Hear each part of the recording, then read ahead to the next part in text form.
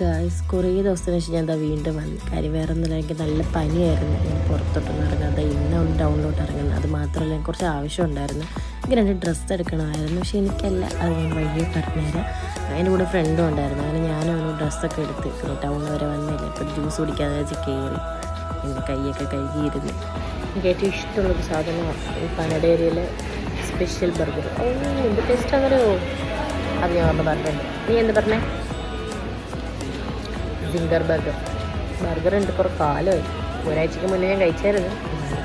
അങ്ങനെ കാത്തിരിക്കാൻ തുടങ്ങിയിട്ട് കുറേ നേരമായി. കാത്തിരുന്ന് അവസാനം അവിടെ നിന്ന് ചാരി വയ്യ.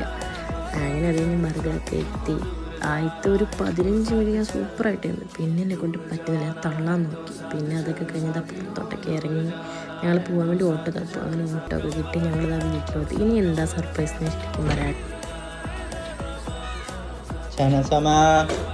എന്താണെന്നറിയോ? അതായത് ഇപ്രാവശ്യത്തെ പെരുന്നാളിന് പാപ്പാക്കും ഉമ്മാക്കും ഡ്രസ്സ് എടുത്ത് കൊടുത്തത് ഞാൻ. അപ്പോൾ അത് ഇപ്പം നിങ്ങൾ വിചാരിക്കും ഇത്രയേ ഉള്ളായിരുന്നു. പക്ഷേ ഇത് എന്നെ സംബന്ധിച്ച് വലിയൊരു കാര്യം. അത് കിടക്കുന്നുണ്ടോ? അതാണ് എൻ്റെ പാപ്പ.